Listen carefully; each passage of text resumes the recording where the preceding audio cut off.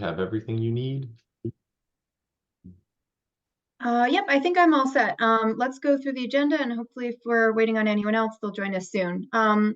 So thanks everyone for joining us on our new technology and our new setup.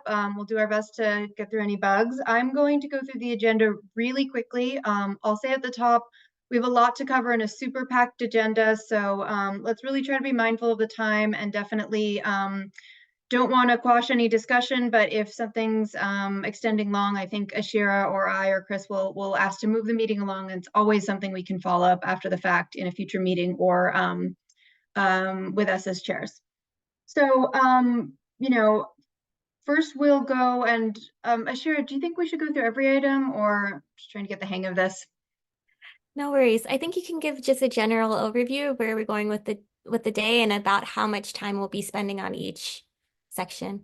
Okay, so yep, that sounds good. So first we'll review the minutes. I'll note that there is a typo in that the minutes should be from February 20th, our last meeting. Hopefully everyone still got a chance to review those.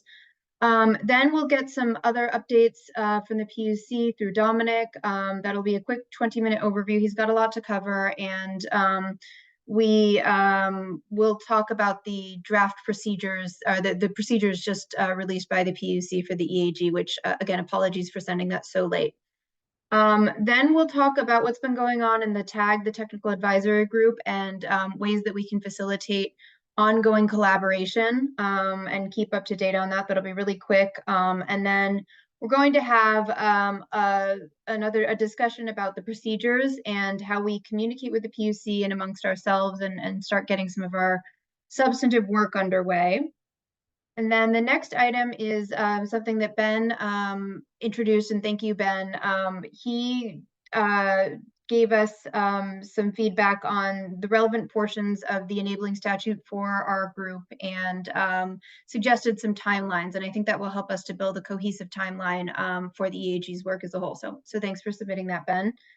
And then the next item continued from last time is revisiting the equity benchmarking standards, which we've started. We have the Austin document, and then Ben also helpfully reminded us that, or for me, let me know that the Vermont Climate Council has its own rubric that we should consider incorporating into our work in some way. Then we'll have a brief discussion about other topics for next meeting. Interviews that Ashira would like to have with all of you to get to know you, and then we'll breeze through with public comment and a 2:30 close. So that's way too much to cover, but we'll do our best and cover as much as we can. I know we're all really eager to see this group start to get some work product out, really start to get underway, because the end of the year will come before we know it. It's the first day of spring today.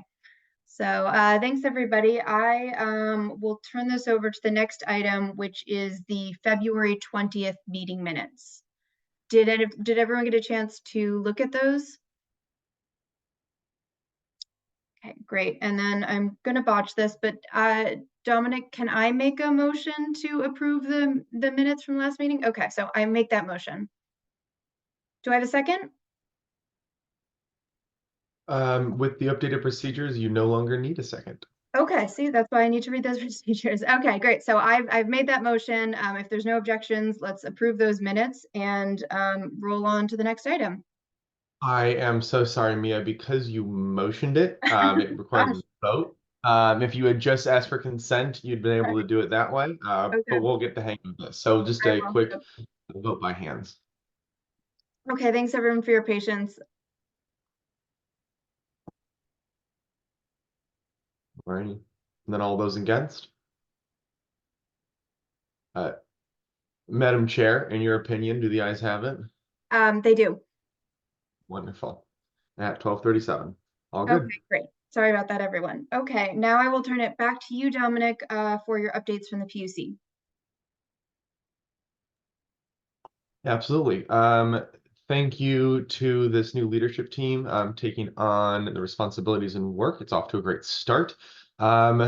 Unfortunately, the EPUC is not off to a great start this week. You may have noticed that EPUC is currently down. Our head of business operations has been on calls like every hour to try to get this thing back up.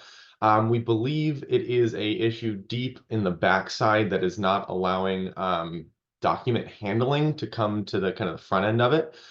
So we've got this all the way up to the Secretary of ADS, and we are working on it. According to Commission Rule 2, because EPUC is down, all filing deadlines are extended until the day after this issue is resolved. So any filing deadlines that come up before this is up and functioning are, I'll say suspended. It's not the proper terminology, but you have until the next day the end of the next day it is functioning. This is obviously a huge issue for the PUC as a whole. We're working on it. The second thing that I wanted to mention to this group specifically, the PUC has been working with Better Buildings by Design. It was an incentive. This is a conference run by Efficiency Vermont that is held in April every year. It is a place for mostly contractors to come together, learn best practices, and do, better buildings by design, trying to figure out how to make better buildings in Vermont. The PUC has been working with them is an incentive for fuel dealers for registering on time. Part of that agreement is we have a couple kind of staff passes that the PUC is not going to use all of, and we wanted to offer one of the free passes to that workshop to this group. We don't need to decide right now who that goes to. Again, BBBD is about a month away. Emily Roscoe might have a more specific date on that. But if anyone is interested, we have one free pass for someone from this group. So maybe an agenda item for next time, something for people here to think about. Those are the two easy things. Before I get into the slightly more complex things, are there any questions? Alrighty, the slightly more complex pieces are first the legislative update. So this was a conversation in this group at our last meeting where all right. The CHS effort, the PUC submits a housekeeping bill to the legislature every year just for some small tweaks to help our programs run. This year, the PUC also worked with the legislature for a CHS-specific bill that made some technical changes. The most significant one, I guess, is the moving of the deadline by which the PUC has to appoint a DDA. It had been June 1st, or it still is June 1st of 2024, which those keeping track of the -INV case will have found to be a light speed process. The chair of the PUC, as well as Tom Nauer, our policy director, testified in front of the legislature last week on that bill. And the two bills were combined and reported favorably out from committee yesterday. They are on the floor of the Vermont Senate today for discussion and vote. And if it passes, then it will make a crossover and make it to the House. I am not an expert on the Vermont legislative process, but that is the extent of my understanding in the update. Matt, I saw you came on. Is there any additional context or questions you'd like to add here? No, you did a great job covering it. Thank you, and that's coming from someone who is quite good at this part. So this change would move the date by which a DDA budget must be created to September 1st of next year. Doing some math backwards, it means appointment would need to happen sometime before that, and the time for obligated parties to assess a credit price and make their election for how they're going to fulfill their credits from 120 days to 90 days. And that fits everything inside of the goal that was discussed at the hearing of having CHS be up and humming by the first day of 2026. Obviously, the legislative process and the political winds will have their way with what happens here. We are hopeful. Any questions on S305? It used to be S306. We are combined with S305, and now everything is under the title S305. Alrighty, hearing none. The second somewhat complex piece is about credit ownership. The PUC has been in fervent meeting to come to a conclusion about this. We have a memo forthcoming that outlines our approach to ownership, which of course has a wide range of ramifications. The technical advisory group is statutorily required to weigh in on this, and our expectation is that the technical advisory group will create a subgroup to specifically consider this proposal.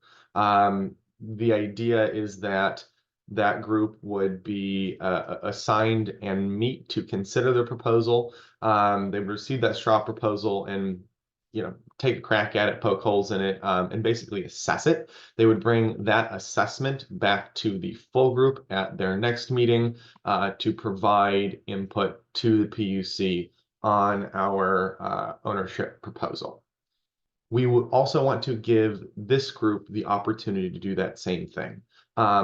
Ideally, it would be following the same process of creating and assigning a subgroup, having that subgroup meet next week to consider, and then bring their assessment back to the full group the following week at the full group meeting.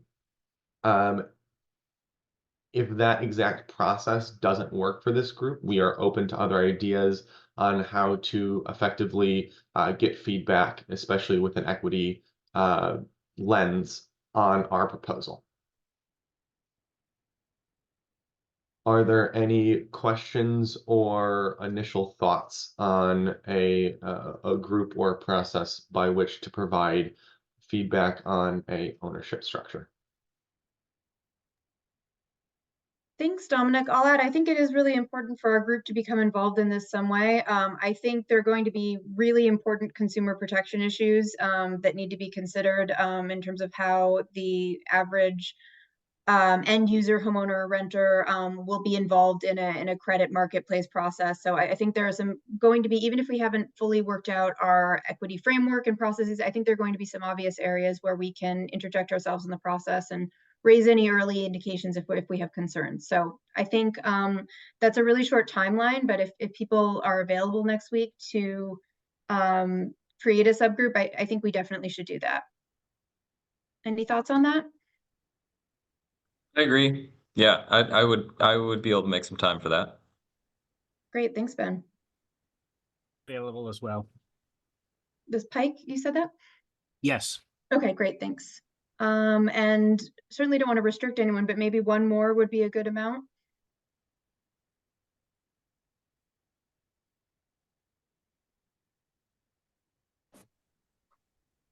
Always available for this.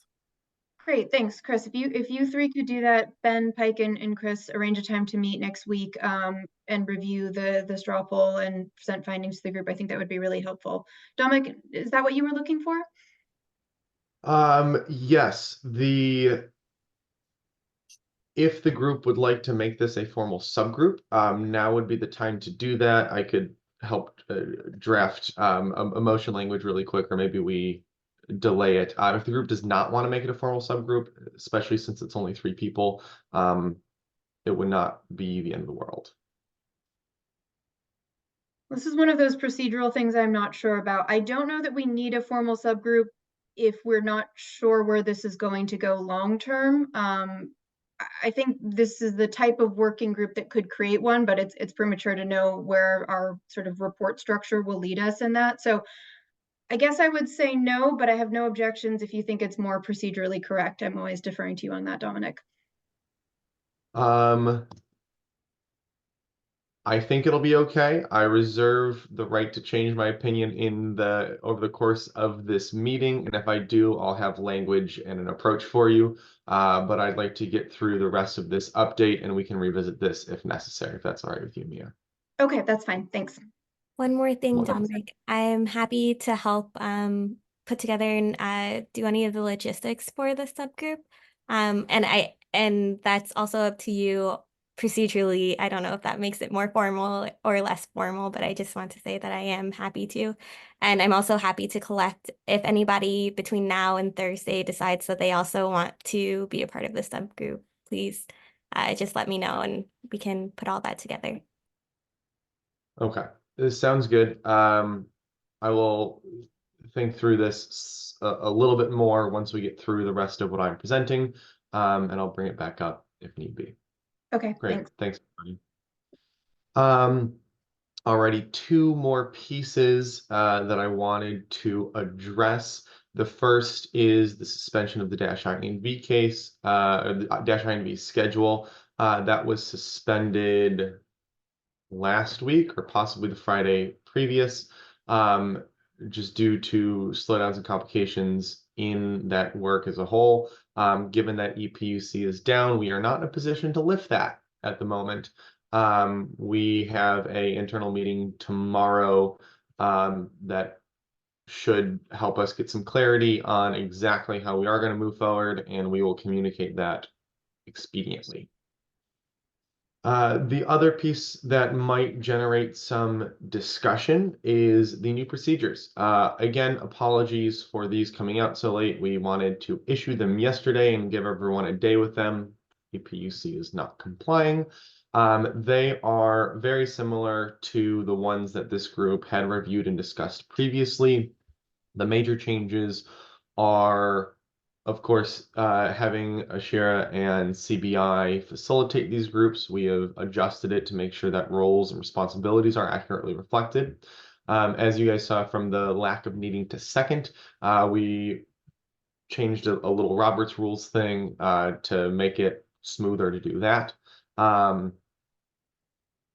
We also loosen the language slightly about how this group as a whole can communicate with the commission, and we'll have more of a conversation about that in our next agenda point, so I won't belabor it here. And then we changed the quorum requirements to the traditional 50% plus one.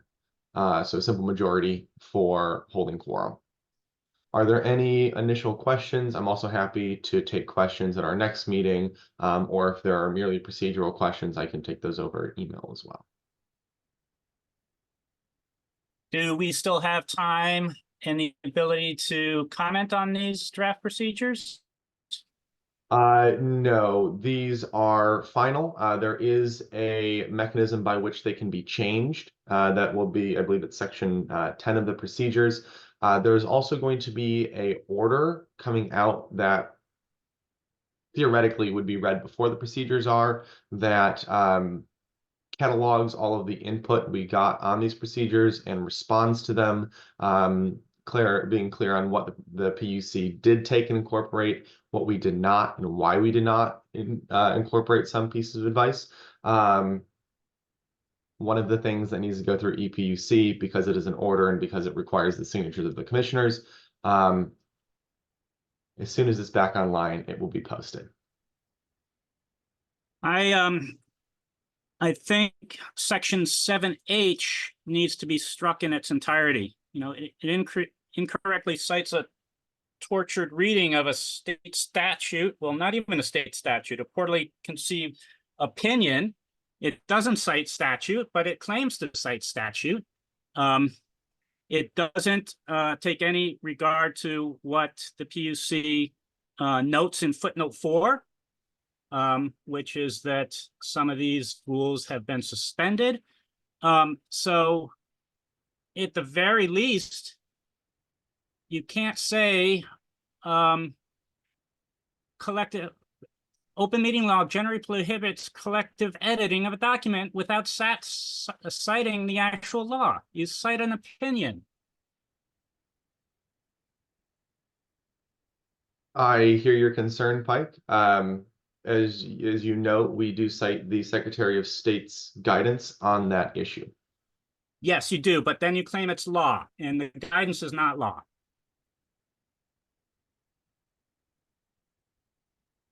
So Heard? Please go ahead, Ashia. yeah, I've gone ahead and noted that as something that maybe we can return to. I know that not everybody has had the chance to read the procedures since they were just sent out. So maybe that would be a place, and I'll talk about it a little bit later on, but we have some like parking lot procedures. So maybe that would be something that we could come back to. And Dominic, when we return to it, maybe you can give us more clarity on whether or not what the EGA's role would be in being able to either amend or give some type of comment to those procedures. Does that make sense? Will do. Thanks. So our job is going to be a lot more difficult if we can't collaborate online. And I also think that this, if nothing else, could be suspended by the very Public Record Act of 2023, Public Act number 1, 2023 that you cite in footnote 4. And I will end my comments on it. Thanks for listening. Thanks, Pike. I think we can revisit that. I mean, I think we are going to have to figure out how to effectively write our final report while not, running afoul of open meeting law. I'm always inclined to defer to the PUC since they're used to dealing with public processes, but we should definitely make sure we find a solution that's workable and in accordance with public meeting law. Absolutely. Okay, so I'm just trying to catch up where we are. So that was the updates from the PUC. Dominic, is that everything that you wanted to cover, or are we still? There is one last piece in the section, and that is the introduction of our public engagement facilitator.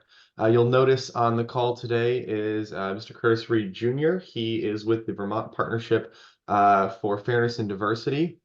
He is the president of the CRJ Consulting Group, the executive of the VPFD. He provides expert training and coaching on inclusion, bias, and equity to state agency, municipal, and institutional and business clients, as well as community organizations across Vermont. He serves as the chair of the Vermont Advisory Committee to the U.S. Commission on Civil Rights and sits on statewide commissions dealing with law enforcement, education, minority health issues.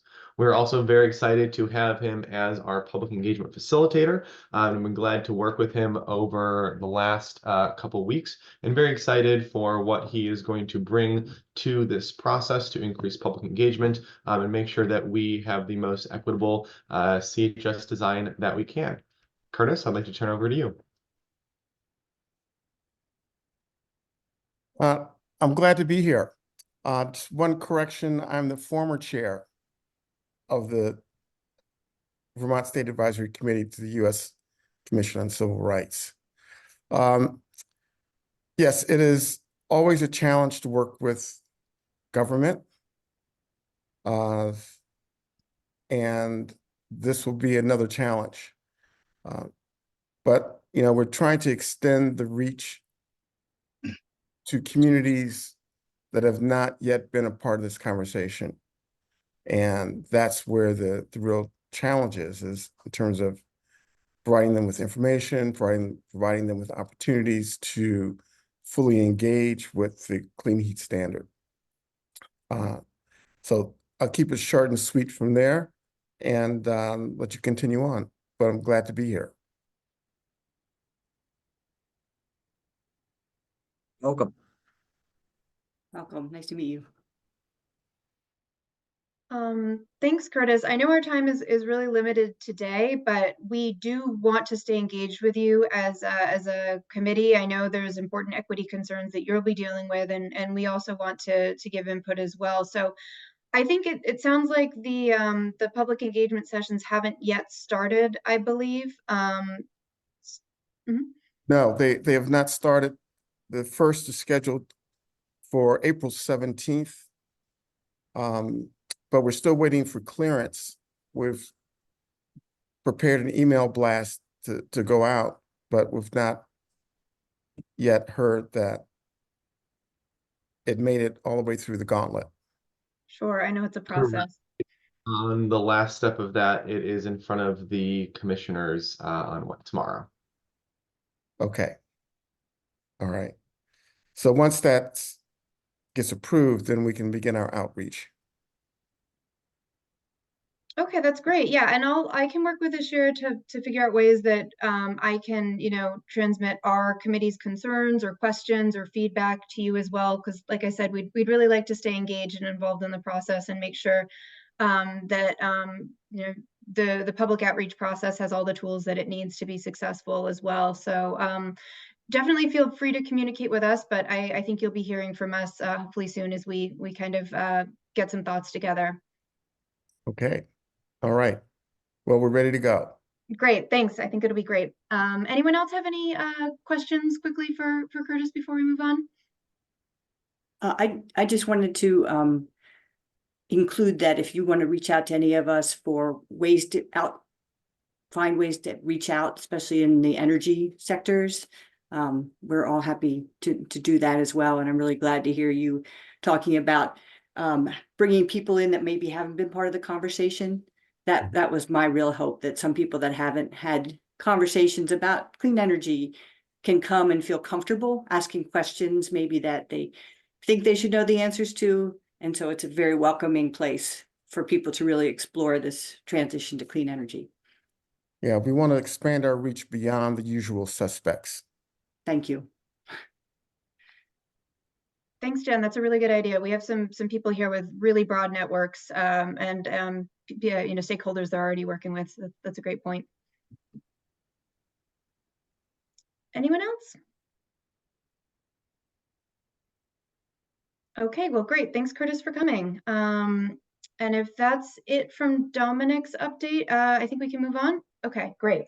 And of course, I've lost my agenda in my many tabs. Let's see. So the next section, which we're still on time, which is amazing. We're going to talk about our coordination with the TAG and how we can collaborate with them. So Ashira, I'll pass that off to you. Thanks. Thank you so much, Mia. So yes, we're looking for ways to formalize the coordination with the TAG. So some of the ways that we're already doing it is through Deirdre and Dominic, coordinating between them. I know that Mia and the head of the TAG have also been having conversations, and I also have conversations with the facilitator, Catherine Morris, to make sure that we have multiple points of connection. One other way that we wanted to introduce was by having our great double taskers. So we have Matt Koda and Emily Roscoe, who are serving both on the TAG and on the EAG, to give us brief updates about what's happening in the TAG. And so these would be very, very quick updates, 3 to 5 minutes, because, this is the EAG meeting. We don't need to rehash everything that has been done in TAG. But I wanted to, and Dominic, please help me with this. I wanted to see if anybody would like to make a motion to have Matt and Emily serve official role in our agenda to give TAG updates on a bi-weekly basis. Would anybody like to make that motion? Great, yeah. Thank you. And I'm guessing we don't need a second? Okay, and then can we have a vote? Everyone in favor, please raise your hand. Great, so I see 6, and anyone not in favor? Awesome. So the motion is approved, and I'll hand it over to Matt. If you can go ahead and give us a brief update about the TAG meeting last week. Hi, how's everyone doing? I don't know if I have, I can provide a general overview. I don't know if I can specifically do the play-by-play from last week. Emily might be able to provide a better overview, but there was a robust discussion about the proposed legislation that Dominic covered early on, which is the changing of the deadlines of when the default delivery agent is hired by the PUC. Currently, the law is very clear that process has to happen on June 1st. And the Public Utility Commission and many others in our world have advocated for it makes more sense to not do it on June 1st when the program has not yet been designed, but after it has been adopted, by the legislature if it is adopted by the legislature. So removing a key task that the PUC must do now before knowing what the default delivery agent, the entity that is supposed to receive funds in lieu of from the obligated parties in order to deliver these clean heat services, it kind of doesn't make sense the way it was scheduled. But of course, there were concerns on the TAG members about whether delaying the hiring of a default delivery agent, should this rule be adopted, should the clean heat standard be enacted into law in 2025, would it in fact delay the delivery of clean heat measures to Vermonters? And it was a robust discussion. I think it was a healthy discussion. In the end, we decided to agree to disagree and not have any formal recommendation for or against the delay in hiring of a default delivery agent. In the end, I think the public or the members of the Senate Natural Resources Committee will vote, who voted the bill out on Friday, and all of the Senate will vote for it tomorrow on the Senate floor. The consensus was no, as long as we're not moving the implementation date, moving the date of which the PUC would hire a default delivery agent, which is an Efficiency Vermont type of entity, a statewide entity that can deliver clean heat services, that wouldn't occur until late 2025 if clean heat standard becomes law, because it needs action by the legislature and the governor before any rule that is created by the PUC is implemented. So that was a small part of it, but I think the most interesting part of the discussion, and relative to EAG and concerns about delivering clean heat measures to all Vermonters, regardless of income, and the fact that the default delivery agent, in my estimation, will play a key role in delivering those clean heat services to low and moderate income Vermonters. So I think that's the most relevant report I can give you to the EAG about what the TAG, the discussions, the internal discussions in the TAG. Thank you. Thank you. Emily, do you have any additional update? No, I think Matt did a great job. I think maybe just reiterating, yeah, the two main discussion points were presentation on the potential study, and which was basically just an overview of what's to come from NV5. It was a beginning overview. So I think it's, yeah, just a snapshot of the start. And then as Matt described, the scheduled discussion. So, yeah.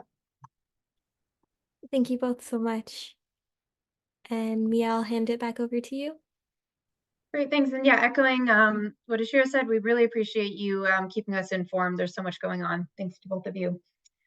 Okay, so this next item is to talk about procedures. And so I'm going to hand it right back to Ashira to talk about how this group is going to organize its work.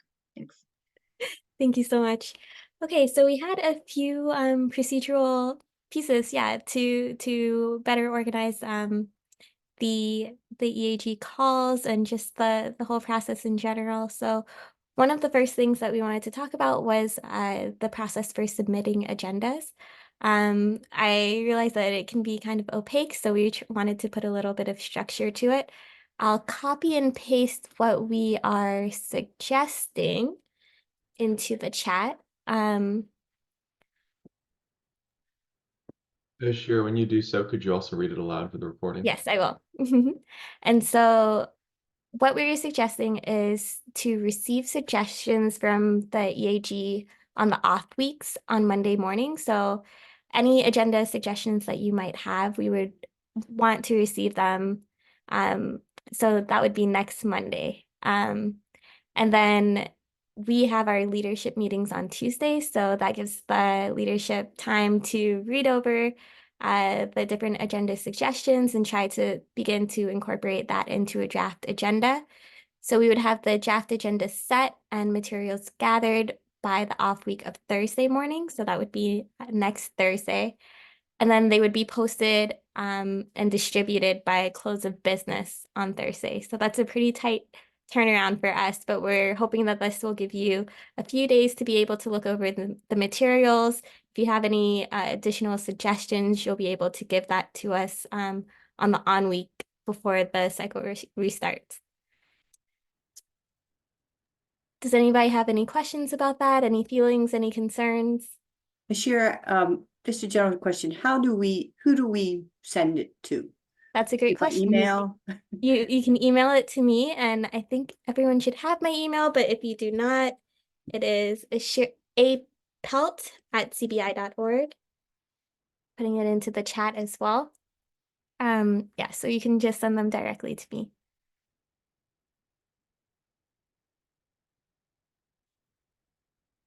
Any other questions on that? This might be a silly question, but on week and off week. On week means the meeting that we have meetings. Off week is Yes. okay. Great. So Thank this would be the on week. The off week is yes, when we're not meeting. Great. Okay. And like I mentioned, really happy to hear from you and get your input on the agenda. And hopefully this will smooth it out for everyone so that they have some time to review. One of the other things that I wanted to talk about was tracking questions and research needs and kind of the lingering questions and themes that can bubble up when we're meeting. So basically, I will be compiling some people call it a parking lot, some people call it, just a resource document of some of the things that we weren't able to discuss in the 2-hour meeting timeline that we have every week or every other week. And I'll keep a running document of things that we can return to. So that may be questions, that may be things that need to be better researched, that may be things that need to be reviewed and taken back. And so this is kind of outside of the minutes, but this is just like a place that we can continue to revisit to make sure that we're on track and make sure that we're able to focus on the things that are on the agenda and need immediate decisions. So I will get together with Dominic to figure out the best place to post that. Right now, I'm just taking the notes myself, and we'll see if the best place is to put it on the website, or maybe we can have a collaborative Google Drive. I'm not sure exactly based on the law what we're able to do. But I wanted to let you know that we will have that, and every once in a while you might hear me refer, like I did with Pike, to putting that into I call it a parking lot, but it's just a place to store things to look back on and follow up on. So does everyone feel good with that? Does anyone have any suggestions? Are there already documents that you have that do serve a similar purpose? Not that I know of, right? Mia, do you know? No, I mean, we've certainly looked at things like the Austin framework, and we'll discuss this later. So I think that might generate some content. And of course, everyone's welcome to keep notes for themselves, but I think this will be helpful to keep discussions on track if we get into something really interesting, but our agenda is just not going to allow it that way, that we don't have to worry about that thread being lost. And I think Ashira will do a great job, but if there's something you feel strongly about, we can say, hey, parking lot, please note this Ashira. I really want to come back to it, and that's okay. And we could definitely bring it up at a future meeting as well. Yes, I would love for you to shout out if you have something that could be put on the parking lot. We can all help to make this process smooth to get together. And having that document will be good for our final report as well, because that will help us pick up threads that we want to bring back up. Great. And then the final topic is just tools for engaging with the PUC. It was for some people, it might be a little unclear of what the channels are that we have to be able to communicate with the PUC. Additionally, I know that people in the PUC have expressed a need for us to be be proactive. We don't always have to be reactive to whatever they're doing at the moment. So I wanted to just go through some of the channels that we have at our disposal. So one of them is just through making direct resolutions, and that, is from voting within the EAG. Right now, it's the majority, so 50% plus.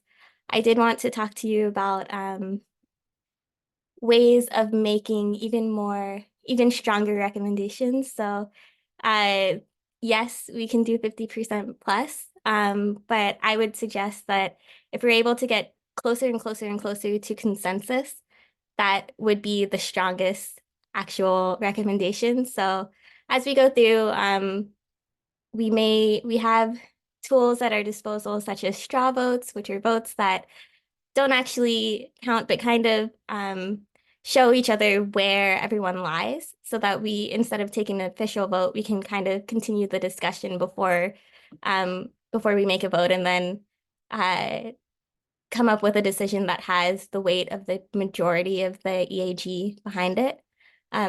So that's one way that we can engage with the PUC. We can also go through the docket. We can submit comments, and then we can always have communication with PUC through Dominic. And I'll also turn it over to Dominic if you want to go a little bit deeper into any of those methods. Absolutely. I appreciate the overview and look forward to this group finding a rhythm on how to make decisions. The two things I'd like to point out here. One, 7D in the new procedures document reads that the Equity Advisory Group, as a body, may only communicate with the commission staff regarding substantive matters at a duly warned public meeting or through a commission proceeding.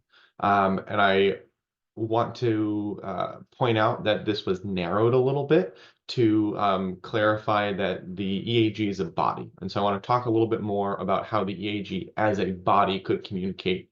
I see really three levels. The lowest or least committal level is this group having discussion. Obviously, I'm here, Deirdre's here, Tracy's here as well today. We take notes, we bring the conversations back that happen here back to our internal meetings and bring them up as is appropriate. I'd say that's the lowest level of communicating with the PUC. It's kind of passive. Then one step up from that is the group coming to some sort of decision or resolution. This would be either by vote or by unanimous consent. I would imagine this most often being a resolution. The EAG believes, the EAG suggests, the EAG would like to communicate. That I would consider more formal communication. It will be a major point at our next internal meeting, and we'll bring it up to the commissioners as is appropriate. If there's a vote on something directly to the commissioners, it will absolutely make it up to them. And then the last way, which I see as the highest level of formality, is the group as a whole submitting a comment, either in response to a request for comments that the PUC currently has out, or a public comment at any time. That I would believe is the most formal. It would certainly make its way quickly up the chains of the PUC because the EAG is coming out as a whole and stating something for the world to hear. So I see those as the three levels. I do want to take this moment to note that there is a reason we have been calling things open and passed on our request for input section of the website, passed rather than closed. We want to hear input this entire process. Once we write our final rule and put that through the public comment period, which we anticipate will wrap up around the end of October, then we'll kind of be closed. Until that point, if you have an opinion on something, if you have thoughts, if you have approach or suggested language for something, please comment that through whatever means is most useful or productive for you. And I say that for individuals and the group as a whole. Are there any questions about the three levels of whole group engagement or anything else that I talked about?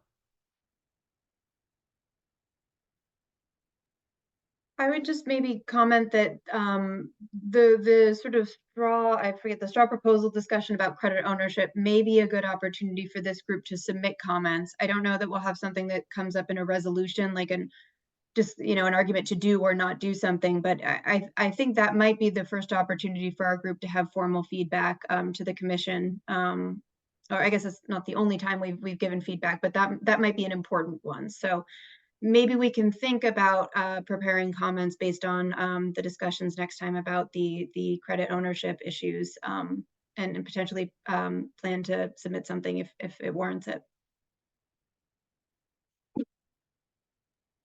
I'd like to make an observation based on no real evidence at this moment, but just from watching the PUC open and then not close, I guess, but pass or move on, sometimes that process or that timeline is fairly short.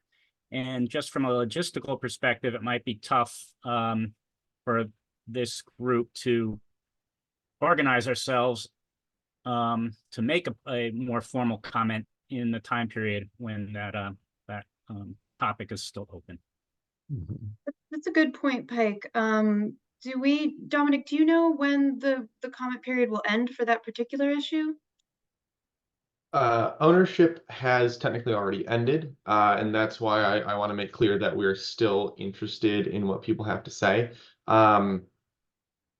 I will also make mention that the draft schedule that we originally proposed in December is no longer particularly relevant, and the PUC is putting together a updated schedule, and we plan to chunk things more after feedback in the comments, as well as some feedback from the technical advisory group. So our aim is to put more topics into single comment periods and make longer comment periods, chiefly to address that concern. Thanks, Pike. That's a good one. But yeah, I think we should just go ahead if this group has thoughts that we think are important. We should just go ahead and find a way to document them somehow. But it's a good point. We're definitely up against the clock here. Curtis, did you have a comment? I had a question.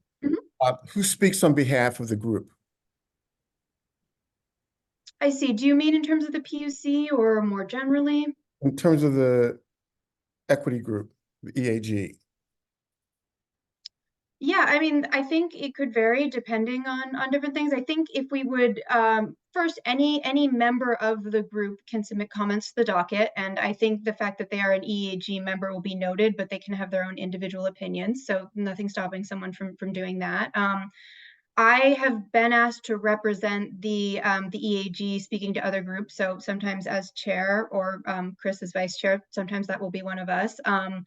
I would hope that if we do have a formal written comment submitted to the docket or submitted to the PUC, that we can sort of note a group consensus, by a vote or something like that to show that we do have a general group consensus. I would hope that we'd have that before submitting comments, or at least in the note in the comments where there is a disagreement. So does that answer your question?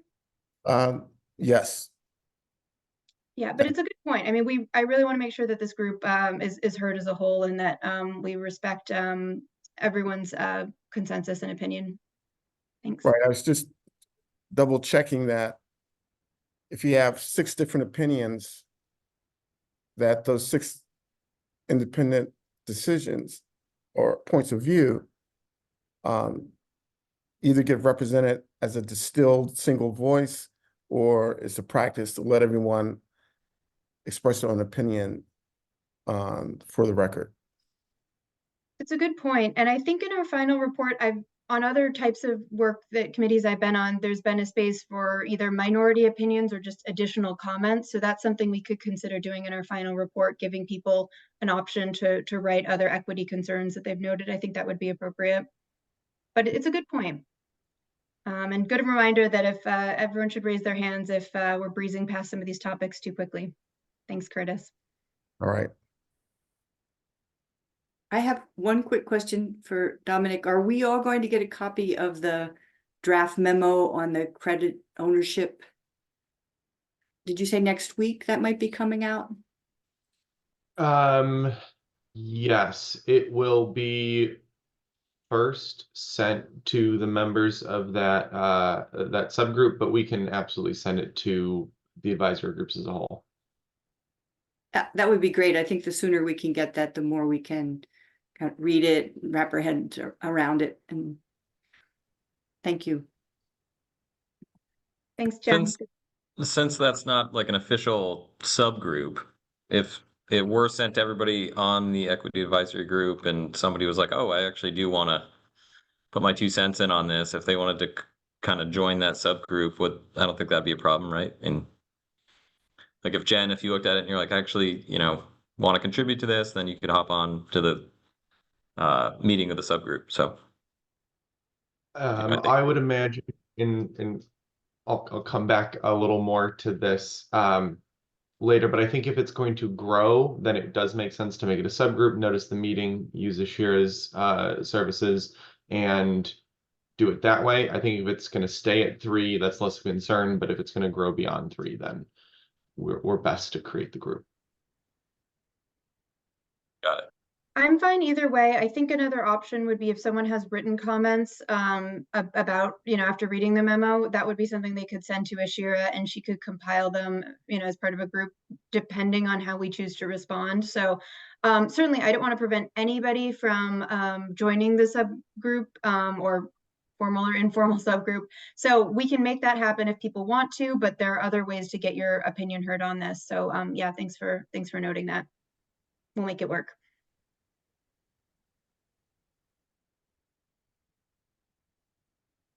Right. And so if there's no other questions on the procedures, I'll go ahead and close that and hand it back over to Mia. Great, thanks. Ben,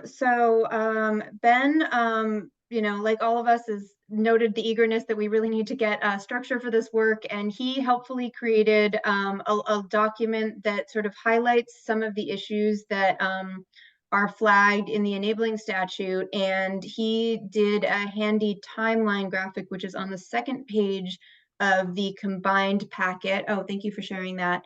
With the sort of input dates that we should be watching, in addition to the dates that were mandated to follow, like our final report. So I'm going to turn this over to Ben to explain, how you developed this and what you think we should do with it. Thank you. Cool. Thanks, Mia.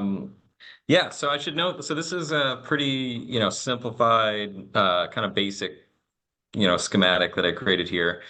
But I want to note, because some of you are probably wondering kind of where specifically I got these specific points. So first I'll note that the dates on this are in reference to the now not relevant scheduled, as Dominic just pointed out, the original schedule put out by the PUC. I noted that's where these topics were originally kind of thought out, or we're going to be have a decision made on them from the PUC.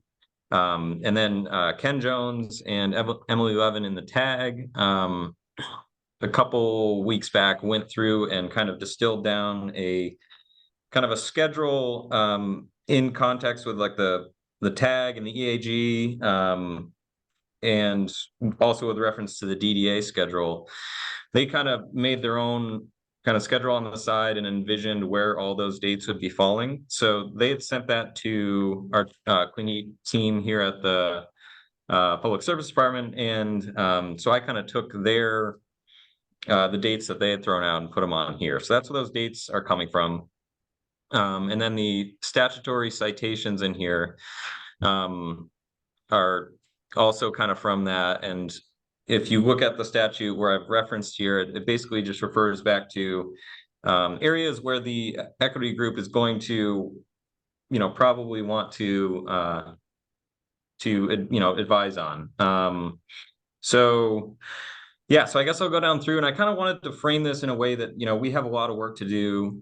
This is, I thought, would be kind of a very approachable way for us to kind of, get our feet wet and kind of figure out kind of where or kind of sequence all these topics in kind of our workflow and start to think about them. So I guess I'll start with the first one.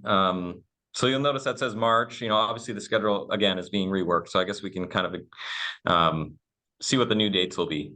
But with regards to these, I mean, I thought, there's of course an equity lens to be, we can look at each of these through like an equity perspective. And what I've been doing is, Mia mentioned that I sent over the guiding principles for a just transition that the Vermont Climate Council put out back in August of 2021. So I've been really looking at kind of these issues and then sort of thinking about them, obviously with an equity focus. so yeah, so there's, and I will also note that there's more that we're going to have to think about outside of these four things. But, you know, for example, this first one, the equitable distribution of clean heat measures, you know, obviously that's has the word equity right in there. But, you know, to me, that was like, you know, ensuring, you know, procedural equity, you know, ensuring that, you know, I don't know how many folks have had a chance to look at the guiding principles for just transition, but, you know, we wanted to make sure that the distribution of clean heat measures really, you know, ensures that all the, since we are all representative of, you know, many different groups of folks around the state, you know, low income, moderate income folks, or work in those fields, that, you know, we would have the opportunity to opine on, you know, the equitable distribution of the measures and ensure that, you know, these communities basically are going to be representative, you know, in the distribution of the measures as they're laid out. And then as we go on through, you know, the EAG, you know, advising in plain language description for the annual requirements for the obligated parties. So that again is going to be a PUC decision on that. And you know, obligated parties are their own community in the state, and we want to ensure that they really have a strong understanding of what exactly their requirements are. So, you know, I think that would be kind of on us to ensure that, you know, that plain English or plain language description, you know, is put out in a way that is allows for folks to fully digest that and ensure that there's equity in that process. You know, with the credit eligibility related to other programs, I thought, you know, that was also kind of a good fit for us as well, considering, you know, we have representatives here from low-income weatherization and, you know, other agencies that, you know, have deal with renting, the population of folks that are renters or landlords. And there might be, you know, there's obviously a plethora of other programs in the state that you know, deal with those or provide assistance in those areas. We want to make sure that, you know, credit eligibility really braids well with the existing programs that are out there. The review of consequences, you know, I think that's to me is more of like a contextual equity. You know, we want to make sure that there's, you know, really a yeah, basically, you know, to me, that's, you know, there's going to be consequences to something. We want to make sure those consequences are equitable and not, you know, overly consequential to one group versus another. And then the initial proposed required amounts. And I actually want to note here that I think the statutory citation I have in there for section 6H5, I think is actually a typo. I don't know, you know, that kind of is a dead end if you look at the statute there. Yeah, so these are all things that I thought would be just, I wanted to kind of just make this up quick, send it out to the group and get the conversation started and get us starting to think about like how we fit into this, the overall, you know, yeah, the overall schedule here. So, yeah, and that's kind of, I kind of want to just throw that out there with folks. And then, you know, if there's obviously this can, to me is a living document. I think this can grow. You know, there's obviously many other things that if we would like to, kind of the conversation we just had regarding, you know, group, you know, comments on various parts of the, you know, creation of policy here. Yeah, so I wanted to, I think this is, for me, is like a conversation starter, considering that the last few meetings have been, you know, very procedural and kind of getting things set up for our group. So I thought it was kind of an easily digestible kind of way to kick things off for us to get our mind in the kind of in that schedule context here. So yeah.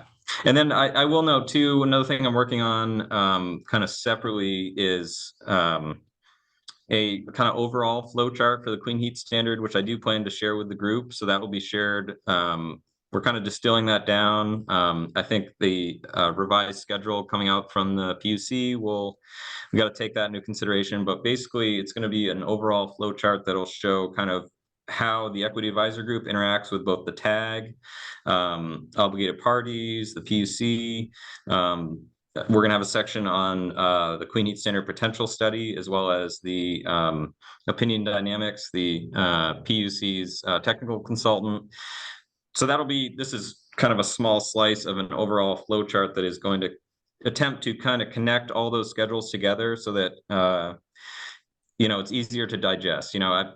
As somebody's kind of like, been working on the Queen Heat Standard, day in, day out for the last few months, it is a lot to kind of, cram into one place, so for me, laying everything out spatially and kind of viewing everything on one piece of paper in a way that's like, not an Excel sheet or not on a PDF document, I think is really helpful for a lot of people, and will be a good talking piece, I guess, for all the different groups, and kind of see how each group will interact with one another. So that's look for that, and within the next week or two here. We're getting closer. So yeah, I guess I'll open it up if anybody has any comments on this or questions for me, or but I'd love to kind of use this as a springboard for us to start discussing various things.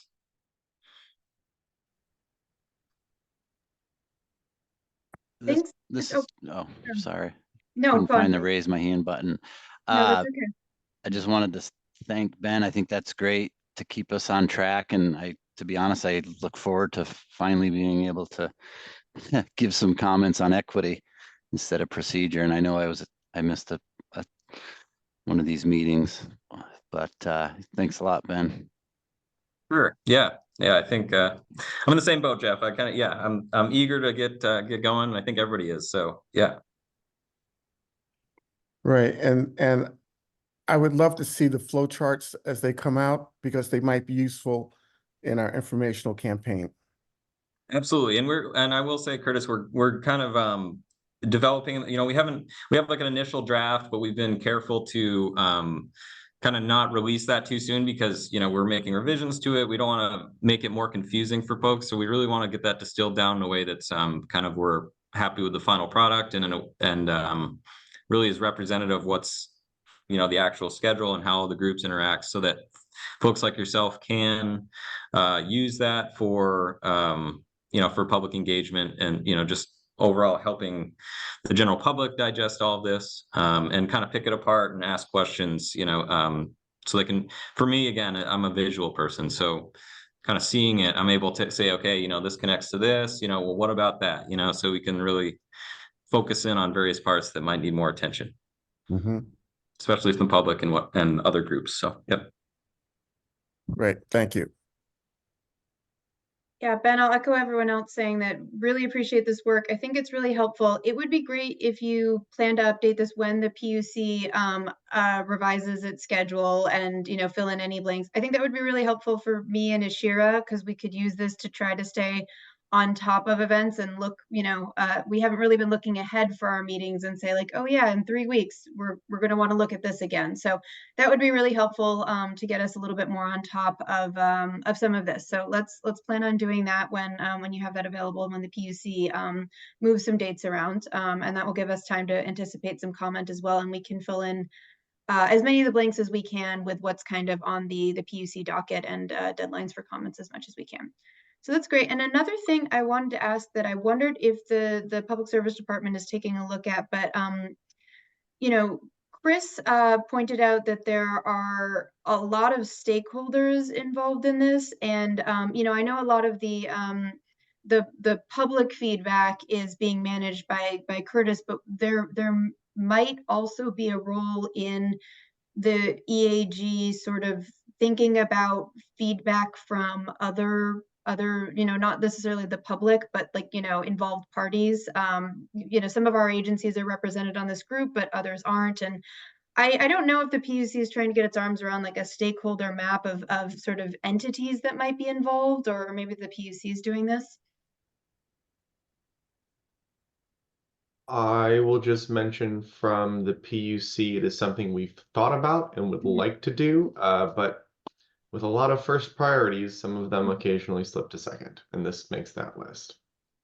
Sure. And that might be the same for the department. I'm just thinking about when we create a complete report, we might want to pull in feedback beyond our group somehow. Sure. I think you're spot on in that. Yeah.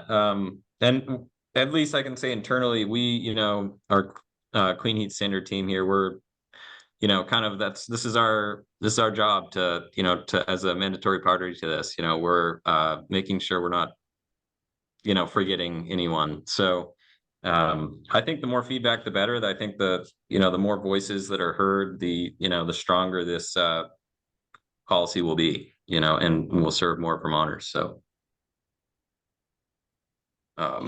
maybe that's a discussion to revisit too, how this committee gets, heard from not necessarily the public, but just like other agencies who are going to be involved in this and somehow. And Dominic, I don't know if that's something, not trying to make a motion or anything, but if you're talking with the PUC about what they expect to get, our report isn't really clearly defined as to what inputs we have in our final product.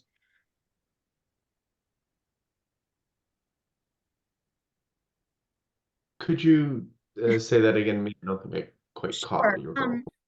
Yeah, I can try to articulate. I don't want to take us too far, of course. So in terms of who we as the EAG are supposed to get input from, I think we'll be reviewing the public process that Curtis is reviewing, but other sources for our final report. I don't think anything's off the table, but if there's something the PUC had intended us to consider specifically, like the weatherization agencies and the work they're doing, and is there a way to channel like their experience into our final product? I don't have anything specific in mind. I'm just saying like what sort of outreach activities we should be thinking about and planning for sooner rather than later. Understood. Thank you. Thanks. Yeah, I haven't thought about it too much, but it's I think a good issue that Chris brought up. Yeah, I agree, Mia. When I see this, I love the detail of how equity applies to these different measures, but I think there's also an overlay of equity, which is getting a variety of voices. Are we hearing from everybody out there that is a stakeholder? So that's kind of an overlay with everything that's not specifically to the clean heat standard, but comes from the public input, comes from making sure that we take into things in consideration that might be affected by the clean heat standard. I think of workforce, and just having a general view of how the clean heat standard in its specificities can maybe affect things broader than that in an equitable way. Yep, thanks. And keeping in mind that we don't have infinite resources or infinite time, so that'll be something that our group has to balance, how we choose to approach that. And I'm sure that'll be an ongoing discussion amongst all of us. Yeah, and what you just said, Jen, kind of makes me think of our final report. And obviously, by then we're going to have a lot of this public engagement feedback that Curtis and his group's going to be doing.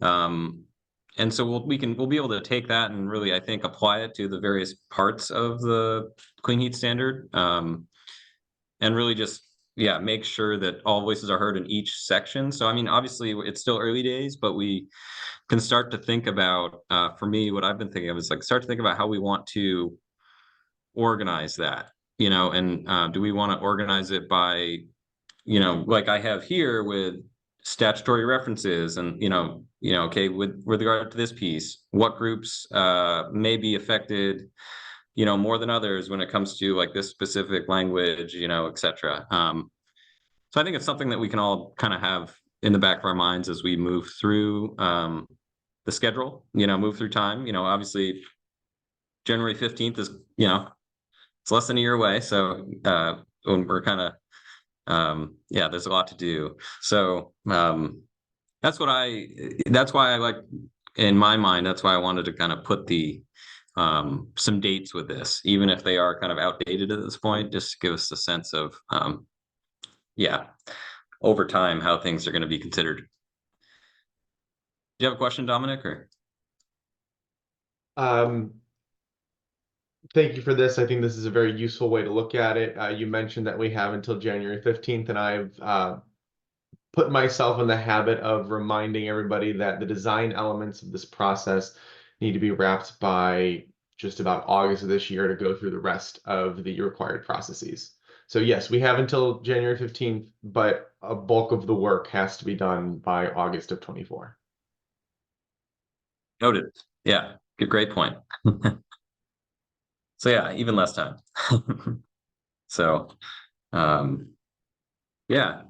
I think one thing for me, I kind of wanted to use this as a segue too. I know that we have on the agenda, talking about the guiding principles for just transition document. And so as you notice, I kind of went through and tried to apply, you know, the kind of those just transitions key terms to each of these.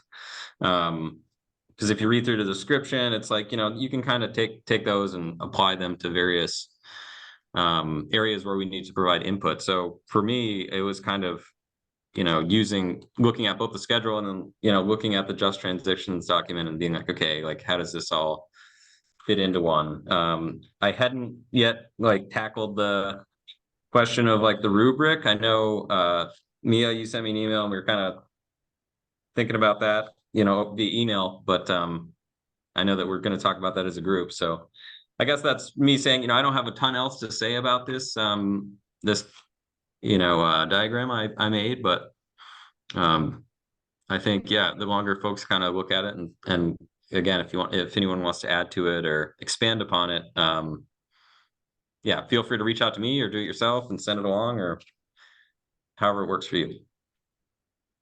Great, thanks, Ben. And yeah, definitely, someone should update this when we get new dates, so we can. Yeah, I can do that. Together. Yeah, that would be great. And Yep. and Shira and I can work on getting that into our calendar and being mindful of it. So that sounds great. Thank you, everybody.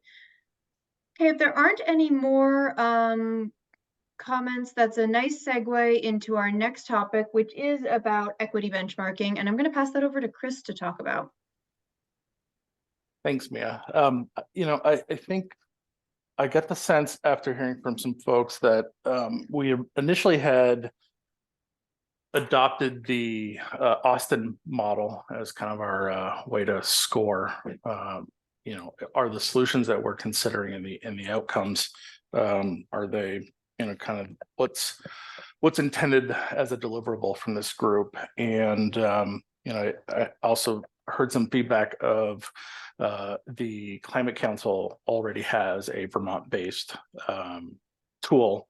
So I just, before we really get into the meat and potatoes of actually creating some content, it would be helpful just to open this back up to the group of, I would really appreciate hearing from folks who haven't had an opportunity to weigh in, and maybe if we could just kind of go around and hear from folks of, you know, what do we really want to do with this information? I'm really looking forward to moving on from procedure and getting into the content piece, but we really got to nail this down. So with that said, I really want to open it up to the floor and look for our members to weigh in on how are we going to actually use these tools to affect our work.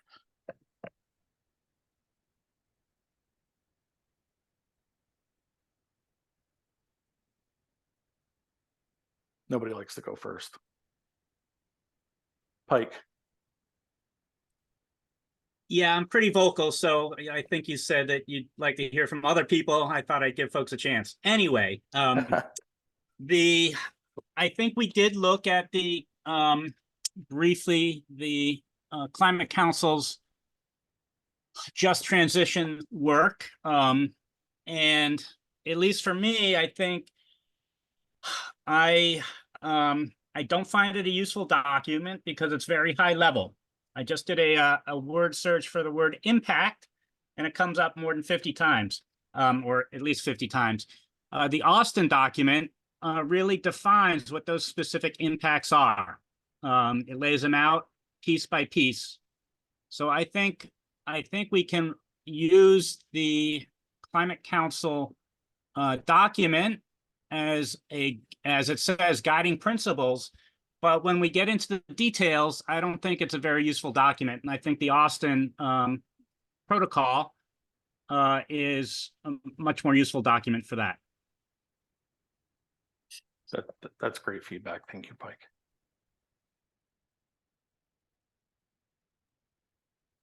I agree with Pike, although I like the idea of using a Vermont road test document that's already in place, and considering that, you know, the work of our report will hopefully live beyond kind of this EAG group, which is supposed to sunset at the end of the year, you know, as currently planned now.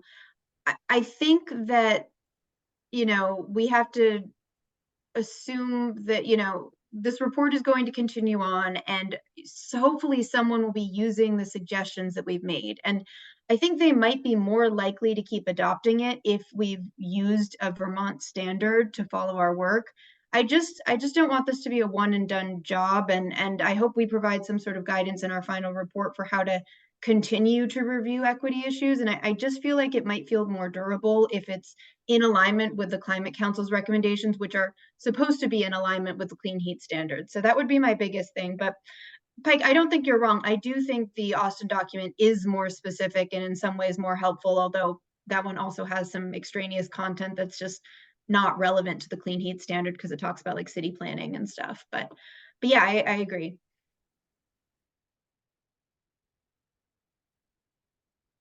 Thanks, Mia.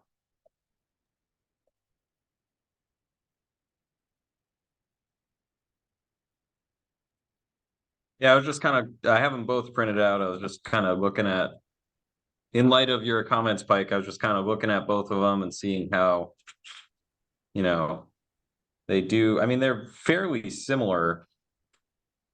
I guess the health impacts one on the Austin is a little bit more in depth, but you know, the guiding principles for a just transition does have you know, specific language about you know, the indigenous population here in Vermont, which I think is important. Yeah, and to what Mia said, I did kind of bring it back up. And as you mentioned, we sort of briefly touched upon it a few meetings back, but yeah, just having the Vermont focus, you know, kind of already more or less tailor-made to Vermont. I think as we go through the rubric, like if we were to use, let's say we were going to use the Just Transitions document or rubric, you know, we could, I mean, it's conceivable that we could use the rubric and then provide context to each of our decisions, right? We could, you know, yes, we'd be rating them low to high, you know, based on the numbers of each criteria, but then provide a context in which we made our decision. You know, Vermont focused or Vermont specific context for each one. Yeah, that's kind of where my head's at with that. Thanks, Ben.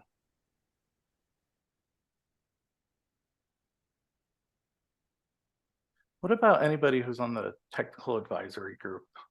How is the you know, it's something that's a little fuzzy for me. Like, how is the technical advisory group making recommendations? Are they relying upon us to assess those outcomes, and then we would use these, or is there? I'd love some feedback of how the technical advisory groups considering whether the outcome is an equitable one.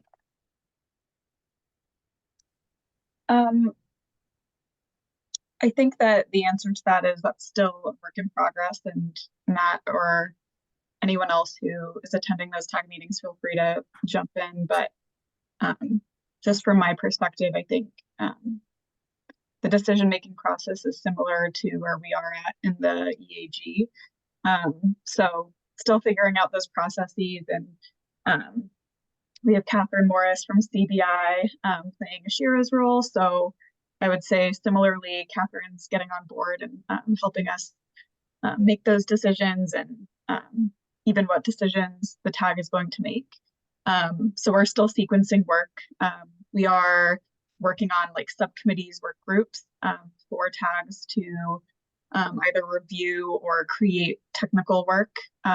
So I would say that's like the biggest update, are those working groups. And then in terms of how the equity advisory group impacts the TAG's decisions, I don't have a good answer for that. I think that's TBD, and something I'm happy to work with Matt and Shira, the commission on how we communicate that. Yeah, Matt, did you or anyone, I know the department is attending a lot of those meetings. Does anyone want to jump in with additional context?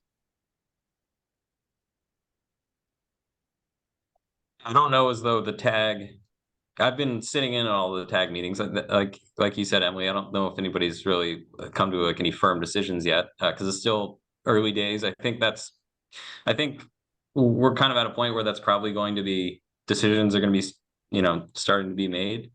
But to your question, Chris, I think now that we have kind of a, Emily and Matt are liaison with the tag, I think it probably makes sense if they're going to make a decision, which there's a number of decisions that they are, need to make. I think it only makes sense to bring those issues before us to just kind of ensure that an equitable lens is applied to it, right? So, and it would have to be in that order, because they need to kind of, I guess maybe not a decision, but like, hey, we're going to, I don't know if it would slow down the process, and I certainly don't want to slow anything down. I just want, I think it's in everybody's best interest to ensure that we do have an equity lens applied to all the more technical decisions.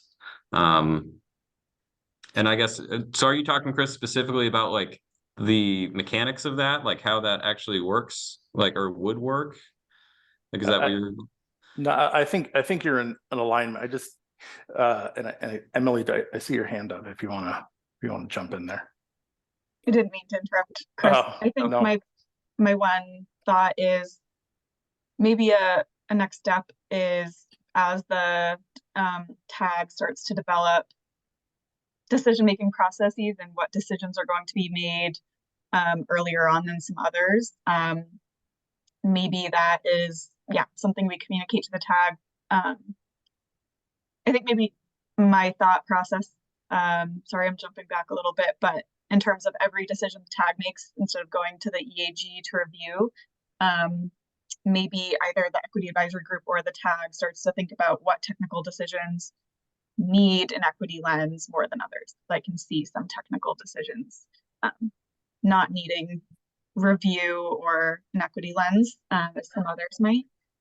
So I'm not really sure if that's the tag or the equity advisory group that decides or figures out which tag decisions are most important to review. I think maybe the next step for that could be just bringing those decisions that the tag decides they will work on back to the equity advisory group. And maybe that can be a discussion that we put in the parking lot. I think that's a great idea. Yeah. And that would allow us to basically, instead of being reactive, we'd be proactive on that. And then, kind of have, hey, these are the things you need to consider before making a decision, and do it that way, rather than, hey, we made a decision, what do you guys think? And then have us say, no, you need to like rewrite this or something. I think that's a great idea. And you're on the tag as well as Matt, so that should be a fairly easy crossover to make. Yeah, I just wanted to quickly turn my camera on and jump in, just say, I'm listening in, I'm appreciating the nuance of, logical decision, where equity advisory group can really add value to what the technical advisory group is doing. And I think, like a lot of you have already pointed out, having our facilitators be both from CBI, that's going to help, obviously, some of the cross communication there, and obviously our 2 members that are on both groups. But the only other thing I wanted to mention is just that, and I hate to keep going back to the schedule, that doesn't exist yet, but so that'll help a lot. And then also just keeping everybody cognizant of mission creep and making sure that you all have time to do what is kind of, the groups are charged with. And I know that's difficult, because I think you could probably argue most, if not all, of the CHS has equity considerations down to the, emissions accounting methodology. But I do just want to note, and Emily, I think you basically just said this, but that there will be decisions that have a greater, equity consideration, and we'll keep that in mind too, as the commission trying to be parts of these discussions too. But that's something we'll, this discussion here will inform our ideas of schedule, and as we bring to the groups, where it makes sense to weigh in, we'll just keep this all in mind. So I just appreciate the group thinking about that. Thank you, Deidre. Oh, I see Ben. Well, I was Do you just have- curious, so you and Dominic mentioned the schedule. I know you guys are working on it for sure. I just don't know, do you have like ballpark for when you guys are finalizing that? And I know you've been doing a big revamp of it, so.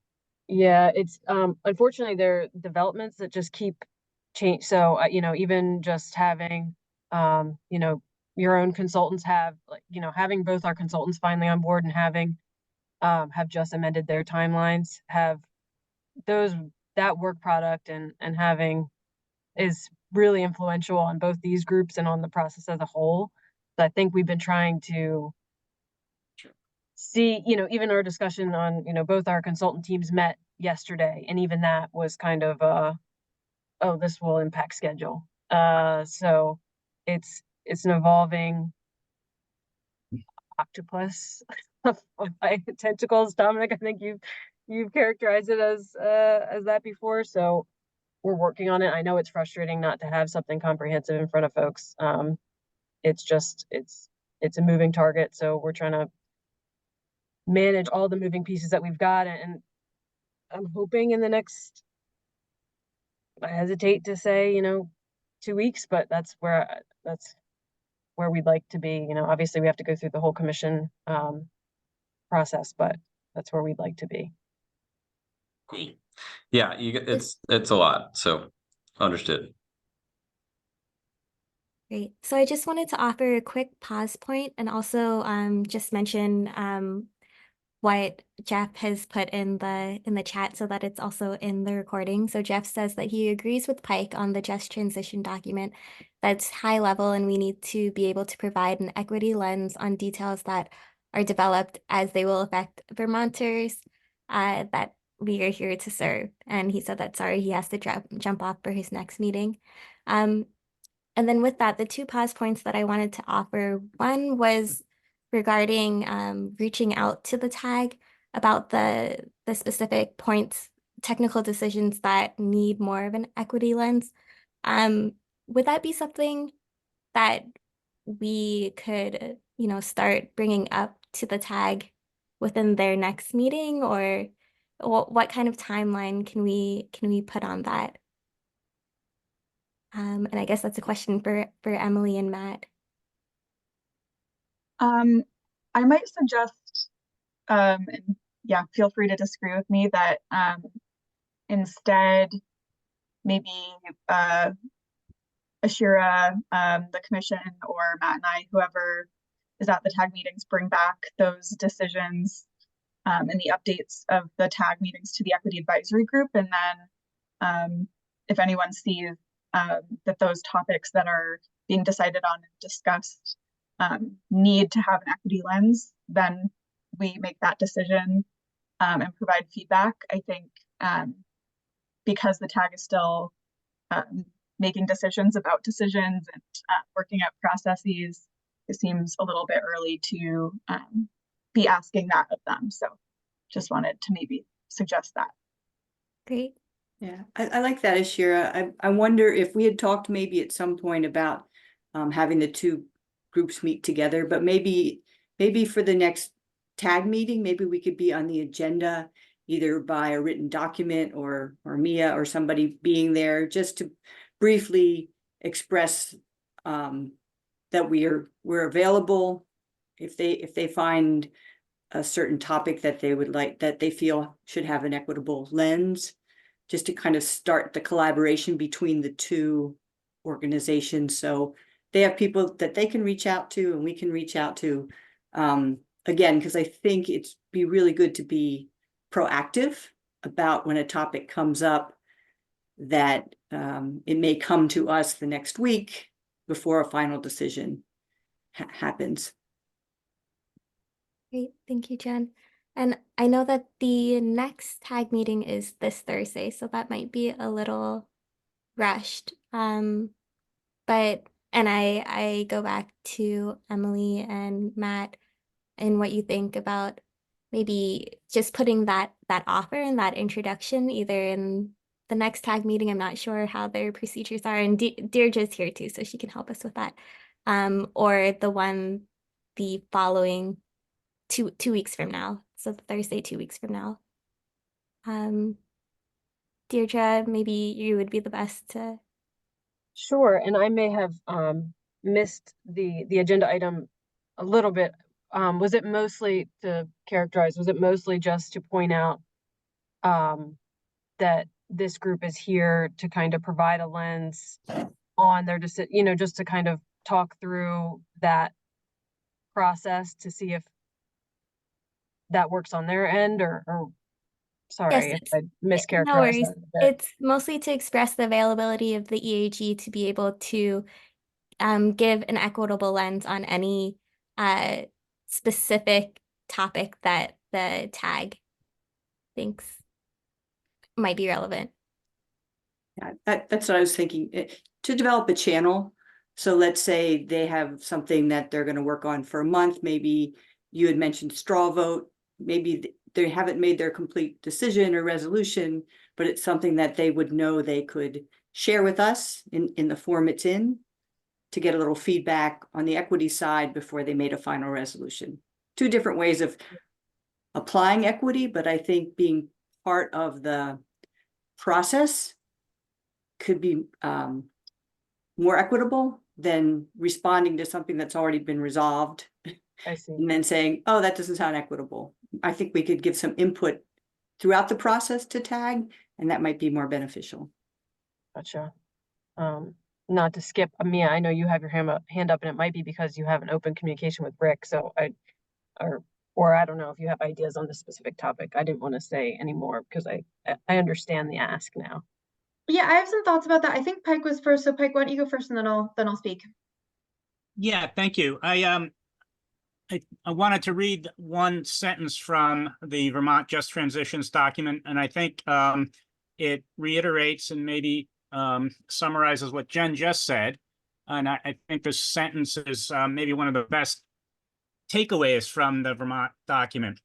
And it reads, the Just Transitions Subcommittee believes in proactively centering equity in this work rather than reactively measuring it. So I think that could be a guiding principle. I don't think we should just wait for work to come out of the tag and then react to it. I think we should proactively engage with them and let them know how we think this whole piece should be considered. Thanks. Thanks, Pike. Yeah, so yeah, I like Deirdre said, I do have a semi-regular meeting with Rick Weston, the chair of the tag. So I'm happy to informally pass that around, but we can definitely also make it a formal ask of them. I feel like it might be most helpful if we gave the tag a framework sooner rather than later, so that they have these issues top of mind anytime they're discussing it, and they don't feel that they feel that they have a basis to start from rather than constantly checking with us. So I think that would be helpful, and always being mindful of our time. And if we think, which I think the consensus of the group is yes, that an equity framework is an important piece of our work, then I think we need to decide on one, at least the basis of one, sooner rather than later, so we can start more substantive work. Sorry, not that the equity framework is non-substantive, but it's a base to start taking on specific topics is what I meant. So I think at this meeting, if possible, I know we're getting sort of close to the next agenda item, but I think it would be great if maybe we could decide on at least the framework of what sort of base to start from, and then maybe we could look at a subcommittee to sort of flesh out the framework. Does that interest anybody? About the scoring rubric, like Yeah, so that versus Austin, basically. Yeah, I don't think it has to be one or the other, but maybe, and again, I'm open to options, but maybe we take a vote or something on which is sort of the base backbone of our equity framework, and then we hand it off to a subgroup to like start working on making substantive changes so that whatever framework we choose, the Vermont one or the Austin one is more relevant to our work. Does that sound okay? Open to other options or approaches. I'm seeing some nodding heads, but maybe just a raise of hands so that we can feel like we're good to move on. So I see some hands. Some Yeah, I thumbs like up. that idea, Mia, that we have a framework, but we can also make it ours. I like that idea of a subcommittee, so we're not locked into one or the other. Yeah, I don't think it needs to be an either or. I think they both provide important information, and I don't see why they can't be combined. I think Okay, that's a great point. Yeah. so we like This both is- of them. Okay, sorry, Ben, I didn't interrupt. Nope, I was just saying I agree with Pike. Yeah. That it's because Austin does have some good some great stuff in there that the Vermont one doesn't, or at least specifically touches on a couple of things like about health and stuff that Vermont doesn't, and vice versa. So I think blending them together would be good.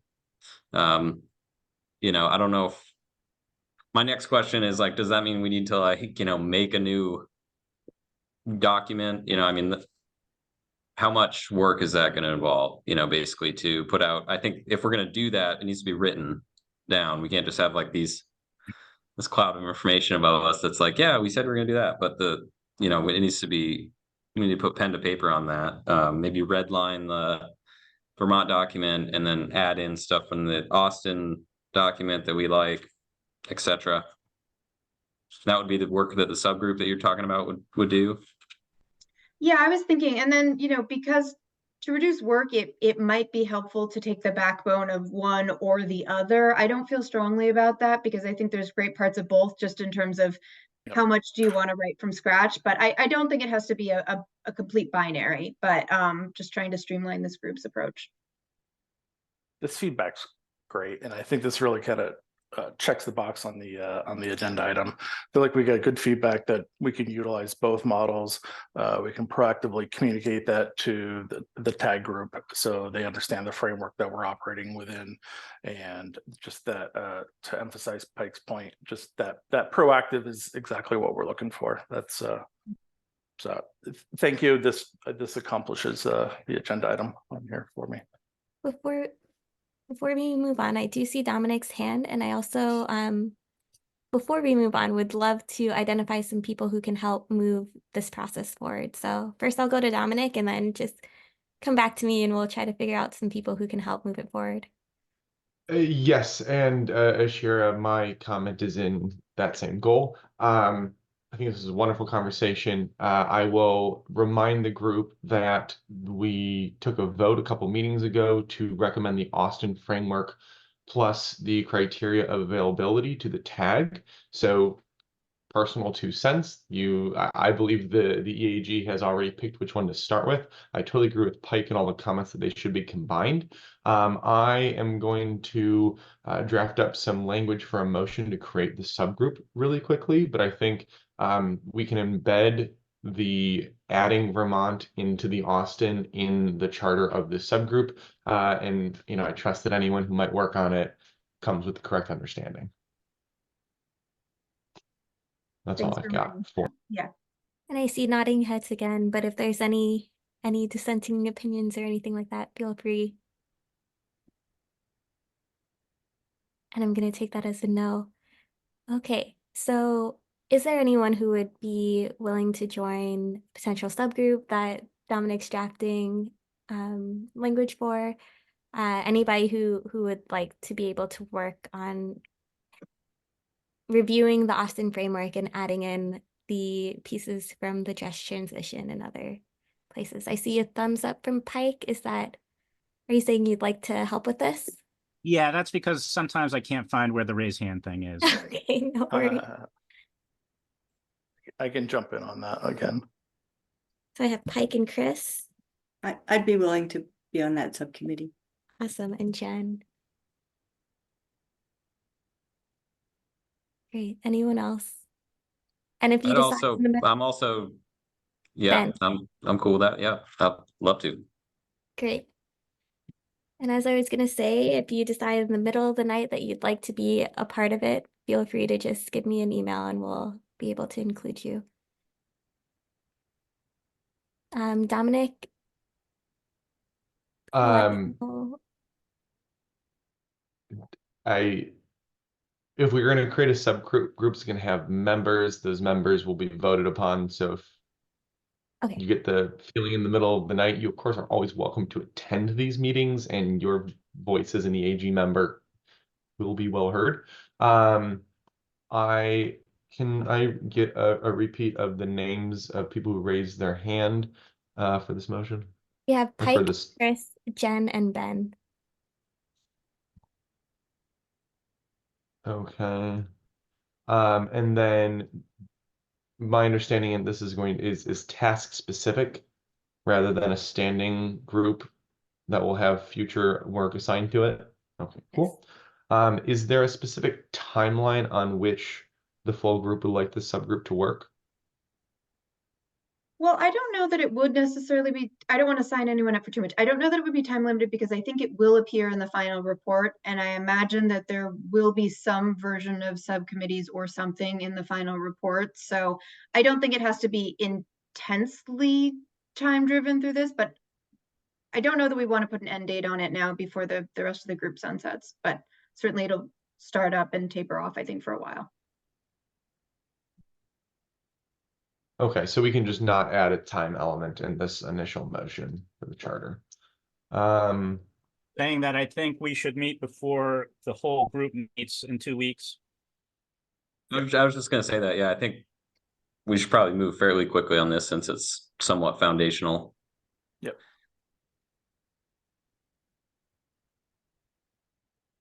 Okay. Is there a specific thing that subgroup will be reporting back to the main group, or any specific thing that subgroup will be creating?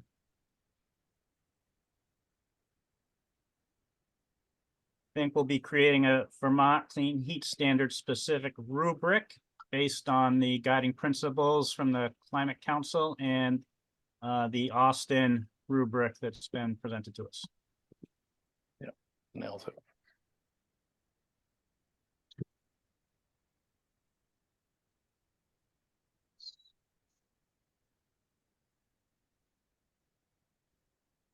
Okay. I will drop this in the chat and read it aloud. Pardon any last minute corrections we're gonna need to make. And this is in the form of as the voice of whoever would make the motion. So what I'm sending in the chat, and I am initially proposing, we can tweak it before we make a vote. Whomever would motion to create a task-specific subgroup to create a CHS-specific equity benchmark by using the Austin Community Framework and incorporating the relevant elements of the Vermont Just Transition Framework. The group will consist of Jen Myers, Pike Porter, Ben Bolasky, and Chris Tromley, and will meet at least once during the week of 3/25, with quorum being set as a majority of the assigned members. The group will meet to, the subgroup will meet to create a Vermont-specific rubric based on the two plans to bring back to the full group for its consideration. All members of the Equity Advisory Group are invited to participate in the conversation. So is there any?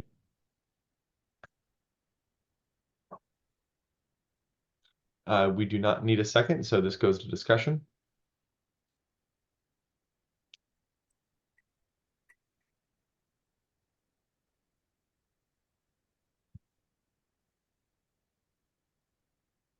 Hearing no discussion. All those in favor, please raise your hand. All opposed? In the opinion of the presiding officer, the ayes have it, and the motion has been accepted. We have the group consisting of the 4 members to meet at least once next week. Remember that we do need at least 24 hours notice of that meeting, and we can just post that on the PUC website. All that notice requires is how to access the meeting, so it'll be a Zoom link. Ashira, will we actually be able to use this same link? You can, as long, yeah, you Okay. can. Then we'll likely do that. So we have all the link information ready to go. And then we will just need an agenda. The agenda can be open, discuss this point, close, if that public comment, close, if the group so desires. Wonderful. And are we good with this conversation here? Would we like to consider the other subgroup that's been talked about today? Yeah, well, can you remind us what that was in reference to? Correct. This would be very similar task specific subgroup to consider and assess a straw proposal on credit ownership. The conversation where we left it is if it is just going to be the 3 people who volunteered, Ben, Pike, and Chris, I do not see a need to create a formal subgroup for what amounts to an informal conversation that will be repeated at the next full group meeting, which is duly warned in the whole 9 yards. I think if this group is expanding in number, or the full group would like to endow the subgroup with any products that they are to create, then it does need to be a subgroup.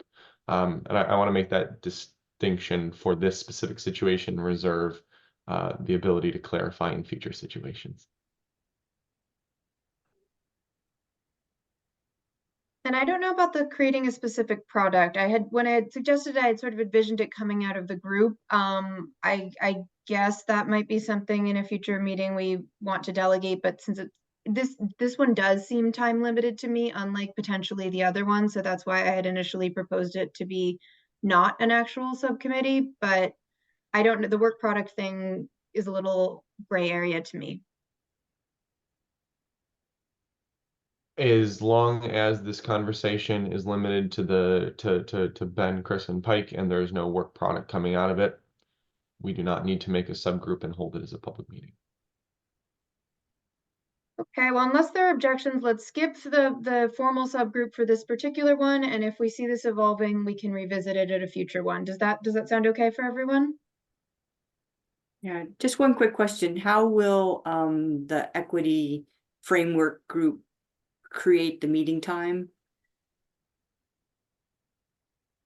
I can reach out to you Okay. to help organize that. Great, thank you.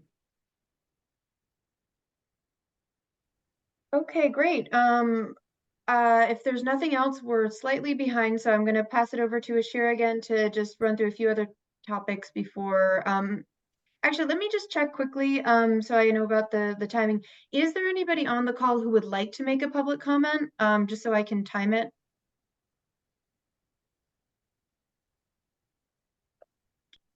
Okay, hearing none, I'll check again, but Ashira, it looks like you'll have a little bit extra time to go over those extra issues. Thanks. Beautiful. Thank you so much, Mia. I wanted to start with just the action items on what we've agreed to today. So the first one is anyone from the EAG can let Dominic or I know if you'd like to be considered for the free pass to the workshop on Better Buildings by Design, which will take place on April 3rd and 4th. Ben, Chris, and Pike are going to meet on credit ownership. And if you would like to submit any comment based on, or to be able to submit an official comment based on the credit ownership conversation. And if you have any additional, if you're not Ben, Pike, or Chris, and you have any additional thoughts, feel free to send them over to me or send them to that group directly. Dominic will send a draft memo on the credit ownership to clarify with that, I wasn't sure where we landed on if you're going to send that to the entire group or if you're just going to send that to the 3 who are working on the comment. It will be first sent to the 3 working on the comment. I want to check, but we will send it to the entire group. If it'll be a separate send or part of the preparatory materials given, with adequate time to consider, I am not certain at this point, but it will be absolutely given to the entire group with, the 2.5 business days before the next meeting at a minimum. Thank you, Dominic. Ben will create and will share the flowchart of the clean heat standard that includes the tag, EAG, and PUC in the next week or so. I did want to check in with Ben. Do you think that you'd be able to do that before the next meeting, or? Yeah, definitely looking forward to sharing that. What I'm going to have to wait for, though, I want to sync it up with the new schedule from the PUC. So what I'm looking to do is it'll, definitely be useful for the equity group here, but looking for more of like basically a more or less like a final kind of, this is the flow chart. Because really one of the primary variables in the flow chart, because is the way I've got it set up now, is by basically schedule and how different things are fitting into the PUC process. So want to make sure that once those the new schedule comes out, then we'll be able to finalize it. So that'll be dependent on that, which sounds like it could be probably maybe 2 meetings from now that'll be shared. And yeah, I would also be sharing that with Curtis and his group, so they can use it for public outreach and basically further understanding of kind of how everything's integrated into this big process. Try to make it a little more accessible for folks that aren't, familiar with policymaking and stuff. So, yeah, so not next meeting, probably. It'll probably Okay, be, so 2 meetings from now. yeah, I guess the 16th of April is our, we'll see where we're at. And I'll update accordingly if I'm not going to have it by then. Awesome, thank you so much. And Curtis, I see your hand. Yes. So what I will propose then is that our first public engagement event will not happen until after we have the graphics from you. So we have one scheduled for 17th of April. So maybe we'll push that into May. The first one starting in May. We already have a date in May set up already. Yep. Yeah, works for me. Okay. I mean, yeah, so I'll be working on this. That's kind of on my to-do list for pretty much ASAP to get that produced. So I'll definitely keep you updated on when that's kind of ready to be put out. Okay. So. All right. Sounds great. Thank you. I think the graphics that Ben created are super helpful, but I guess I would comment that there's so little time available, and I think just collecting as much feedback as possible for the PUC to consider just seems really important to me. So if there's something else that the group could provide, I mean, I think Ben's framework is super helpful, but it doesn't have to be specific to dates. I just don't want that to be a roadblock, and I know Ben will be waiting to hear from the PUC. So we're happy to talk about ways we could help inform that process that don't require you to delay anything on our account, or what the department is able to produce. Yeah, and I was going to say that's a great question or great point, Mia. What I can do, Curtis, is I can create a kind of a flow chart, because what we do know is that there's going to be decisions on all these different topics, and what I could do is try to create something that is kind of independent of specific schedule. Right. Yeah. So Just to a frame it for flowchart. folks. Yep. I can absolutely do that, because in that way, folks can still visualize it, understand how everything kind of is intersecting with one another, the various decisions that need to be made, and just kind of remove time as a variable. Yeah. In fact, that would probably be better. Have times. Yeah. So just make it a generic flow chart, and then we will start on time on April 17th. Perfect. Okay. All right. Yeah. So I'll get on, start working on that, and I'll keep you updated as I get closer. So, all right. But April 16th is a great date to know. So. By when do you think you'd be able to have that, Ben? So right now I do have a first draft, like I mentioned, but we are waiting on basically the state digital services to get us a full license to the program that I'm using, so that I can so it's much easier, let's put it that way. So once I get that, I'll be taking the first draft, putting it into the full license program that I have, like you can do it's much easier to actually physically do in the computer. So pending that, my goal is to have that by, let's see, 2 weeks. I mean, I could have it done in 2 weeks, depending on when I get the license from the state to, for the software that I need. So by let's next say, meeting.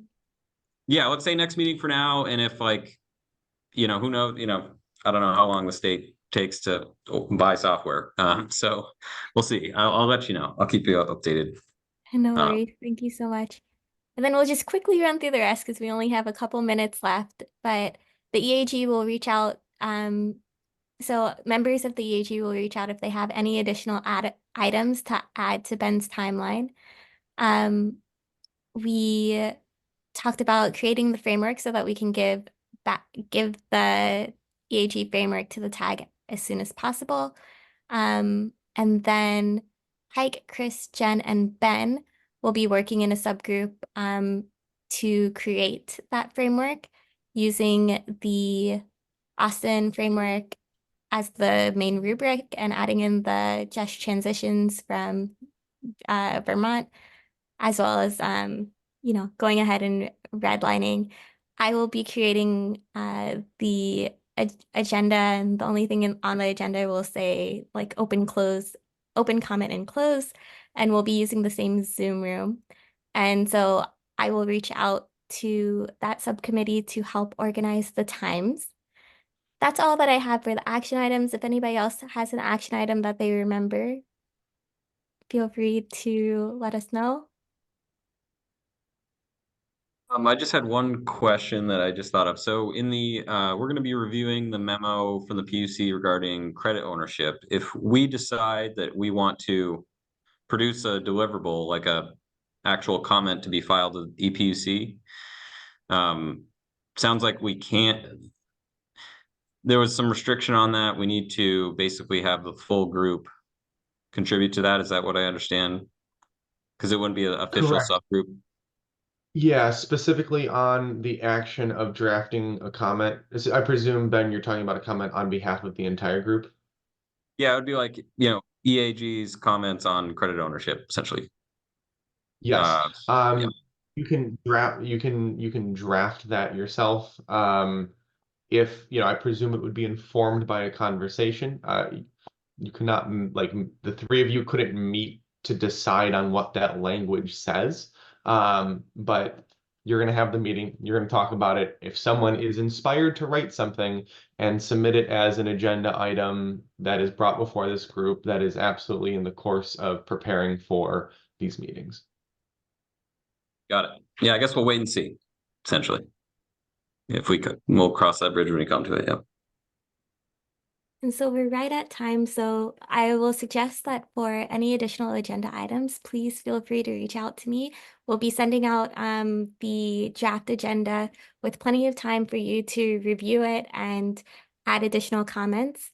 And the very last thing is I will be reaching out to you about scheduling an interview. I'd love to do one-on-one interviews with each of you just on the way that the EAG is going and any additional comments or things that you might want to tell me. I also just want to get to know you. So look out for that email and we'll start scheduling those. And with that, I'll hand it back over to Mia.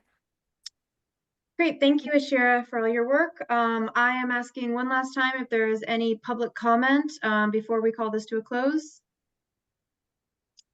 Okay, hearing none and no other agenda items, I am going to call this meeting to a close. Thanks, everybody. We'll see you soon, and thanks for all your hard work on this. I think we're making great progress. Okay. Goodbye. Thank you all. Everyone. Bye, everyone. Bye now.